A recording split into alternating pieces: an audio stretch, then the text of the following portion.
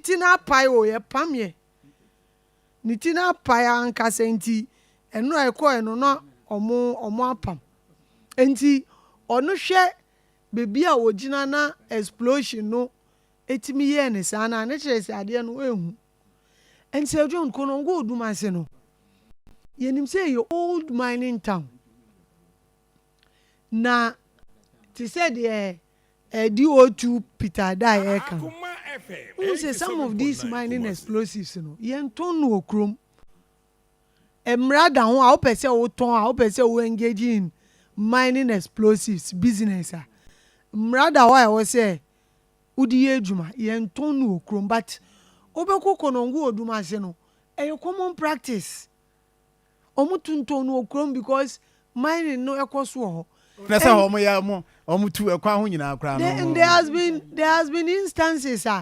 residents ni be complain say baby amoton ade e risky omo kan omo akọ reporting na enkosi baby eno na ya tena ho ama tragic incident we nyame kura anche apieti no onim say time na eja ni gigi the whole community edwane because apparently gas station so ebe enti the fear is that enya kwa na ekobo gas station nim dia and the apieti number 2 ena eba enti na ya wrong because we share one shop na ebetimi akọ so this damage 30 houses 8 shops and I say who say bi o wa roofing no from ceiling na 87.9 and then be also a cracks I can see abi dem I wan hwe ye kura o say pulling it down na mining explosives kakra na e decide no eba enti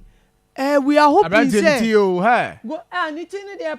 pa me o say o afa obebo 1 2 3 no kra no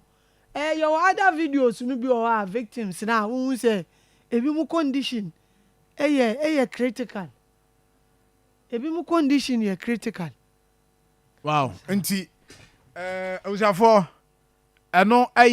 video a wo hwe sesi video a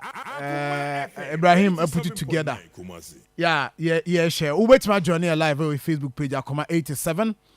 FM Okodru hospital ho ba bia na ye admit omo no ani and I will say yes nti look at that nti papa yi ono so sofa pa ono de na fu musa abrantia no the other side ni na tiko ene na pampam and ono so sofa injuries nti ano de na wo hwe ne nsa ho ne ade nyina nti the issue is that so explosives we are ye tonton no said na ye be kan no ye kan ya o mantie ni meanwhile ye ubekona assembly yiti ho na Konongo crowd ye said Drew baby crowd na ka say chief executive ho na bu crowd involved in this mining this anima enti na ye den si e beka eba ye komo no ye ntrem me that's how I am me pem incomodio eba say ya ni atrem discussion ni atrem o say me ni Peter ka say o ka say Eli or how I see a ton sani manual a public and I see a ton in the midst of Nipa Jadi and Sani man for dance na nti blasting no eno na pijam Crawford enye janu ono na owo clinic be directly opposite on there yes ono ni dan esu ina apa we no mo bubo fufuro cracks nso abem ene herbal clinic na wasi nyame nkoa MC sade no minim se wanye adwuma o se na o so on de omonji nipa nto enti wasi awia ne de na amanfo clinic ho but enumre no time na nsuo no hia se 6 equal 7 hono na esi enti ono kra no na de o de nyame ase no se na patient bi enu ho na incident ni see Akoma FM 87.9 oh enti ade ne say ye kan many Peter di nkomo me busa say all comes you kageti akra say bi kagetia oh na no de eja so ye a ye kokodro ye say emoton explosives e wo sa shop nim na ye de agu barrel bi mu containers bi mu na esisi ho those things you will be because say auto especially KJT ya manya kupa adwuma o now on air shop eton paint anata paintai we mu a ba ko pese eye pan the entire market ye hana nkasa de nyankopon adwuma o ye de mano no we one shop you she say John baby ade no ko echiri o na we de ka nyame nko anka apiati bio apiati number 2 nanka ye witness no say see at 30 houses just one shop enti other yinsu tunton we na in fact no na we crowd say edan na we atakwame ana edan bi a e won che no papa bi free mu explosion ono say time na ejaba am si no hyedem enti ono omo koe no say no wa do say dey omo koe no omo timi bu ani no na wa hye se ase bidie na oda radi nyankopon nipa miensa no mienu eye mema na ba ko oba in fact ye no akodru hospital no na 5 na aka omo eje ayarhwe a doctor no maiti asese wotimi a stabilize omo na emu miensa kra de ye likely say nura no ye betimi ayi omo ba mienu bi ase John ye kon omo no Sir John explosives no dynamite no pellet no unza I say to a pellet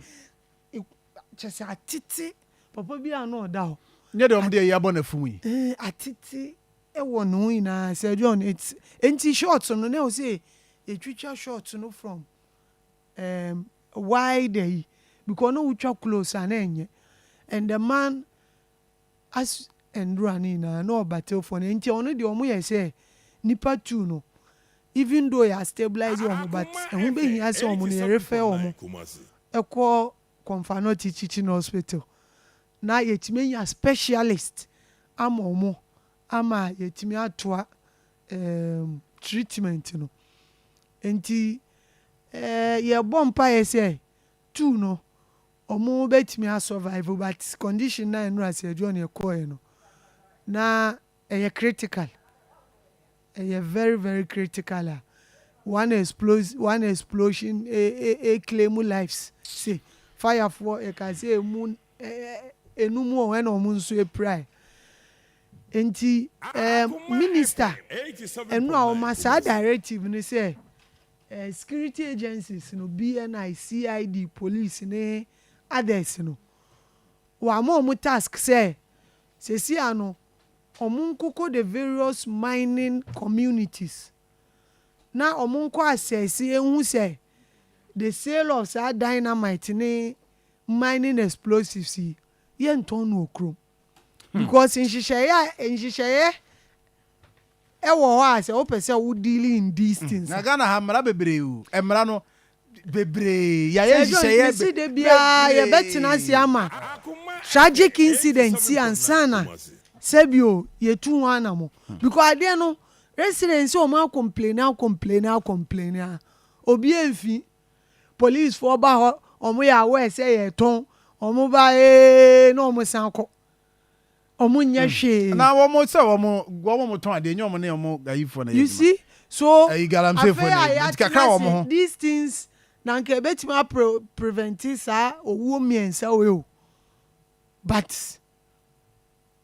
ya tenancy sa na ebi o me ye be ka say bridge bi be collapse ye nya de aka bi be kwa akofo so e be to nsuo ni mama ni po be wu ken o china o be twem ye say ye de ama contractor say on fix enti na ye me de say kotokuyom de no minister mutimi tu ho ana mo yi ai say ne de ya close no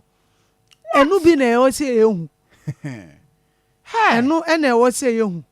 in fact enu awun say the AC the odis anu de ye ne shop ne de me no ka say de away bus wodwane so mo police for hwehwe no odwane me banti wo hwe video ba ko a earlier enra eba ya ansa na we bebe ya abrantie no ana wo hwe ne nsa na we no ye attendant ana de ono no yesina otwa ode ne phone twa popo send the information a yenya no eno ono nso no kura na yesi ogina onse ade ni hyase no I think say na ebi mu adwene amma so say store na explosives no wo no ena hyase nti omo nim say normal fire ena omo gina ho 20 first one no egi ena gas nso yini bi nso gas wom unse cylinders wo efie ne ne enti yeti first one ena mama for stadium no brand and minim say first explosion no because explosion no cost 3 times enti minim say no you affected with first one no but brand na ni trin we tutu or say woni say anopa you go through on the master or sliding doors no a hospital na me ka say access no ena odru on ya friend say on tutu nti ono yi phone o say me frɛ Usman no on fa me frɛ Usman on fa fe ofa ya obi fa ni phone on say na oba no say oda ya resabia o ka casualties no ena onu di mirika ko but say John a serious situation I say ye can try bi but ukodru ona unhu the way ade no aye amanfo ejapade o mu fie na eyi a ube say we Ibrahim nya say ye kan radio so nkwa na o ti radio no aka say na say John ya Ibrahim na de mama de na yehu na video na wo ho aye hwe kuro no na hwe this side hwe Akoma FM 87.9 ena wo hwe eni we wani ntisa ai container na mo no ye dey enu se na ewo se ohun se ahanu na containers ena wo amutunto no manti em say the atom explosion explosives no mfimfi enti ahini na aka na extend kuko amanfu ofia enti koye efie we mu ina ebi wo kra we chire kakra o but wo be ko no etutu ne ayi no ni roofing no ni ceiling ni na etutu in fact no minister okodru ono me ti say okohwe ya o say ndey si ano in the interim no mo munye na omuma efie bia household bia 5,000 cedis now muntimi mfa empachi no makakra whilst they do the assessment 5,000 each household say enti 30 no be 150,000 no 160 or so be 150 ma so 35 ne mas de nya 5,000 this year you see 50 30 enti no 50 so yeah wa fafun obebo calculator masa o masinya na o o masinya obese o de o kan o se me Because mas mamia. Because mas mamia is a mas na. I was checking a story almost say minister once but I learned so can say 50 no was if and you know almost minister say 160 there be a 5,000 each household enti 30 no no aka cry 150,000 enti enye 160 there na 1,000 free na account na me 10,000 what the the mathematics woo and the firm say team aja eno ne say enimanium ya mo nso betimi e de asoso mo but me de hwe enim ne say samra na ebe man de bia me ka se Ghana o ye were the best of policies policy I won cry them you was saying on my bia policies the no implementation and enforcement and no ye how on say eduru baby na ukobobo act ni bi shemu a masa say now no be me say that trans say me person me am to Ghana act on this, Ghana act on that, Ghana act on this. Ubo bi na yaba. Me see bibia no aye ni o. 621. Bibia no a wo be introduce aye new my dad. That's all my work here dey mra ya adwuma ma kasa be ketewa bi o. Oh. Nanka ye be na nanka okay be ye bia kan be more of positives. Oh yes. Because ni kwan say unse KonongoOdumase makwa enu anu ye me tell story amakwa akwa eni na nsu ye owuo ni na ye mining related. First one am ko say John abaiwa bi onu ani fi a otimu ahomache osi okoye ne ho awi okoye ne ho yiye omo afi omo toilet ena say John wa akwhye so o hye so na ade no bu ni gum enye say ebu no sa ase no KonongoOdumase ndie masa community na e dangerous me say John efie bebre sisi on ase ne amena so omo style of mining omo ye no ofie mu na me say efie yam efie enti wonim say ebu maame no gumu ma mekai be 100 feet mekai Ibrahim you say ko fire excavator ye che hours ansana ekokokoko ya yetimi koyi no second one nso mining bi pit bi ekv in no nso nipa 2 ena omu ye ena de etoso miensa no me say bi mu kura ye de other ones 87.9 enti e be stre mpese e be ba be cover 4th story eno nso ye bibi say at least e be say abawa be story e we say bibi a ye positive mo bia she obi ankura na mo obi enije because ono honestly the entire community no ebe ye na nka oman no sika me dem me susu genyom fio can locate o name because edan ne bebre hangi o keke o ba udru wa ebe o say a nice community but edan no hangi o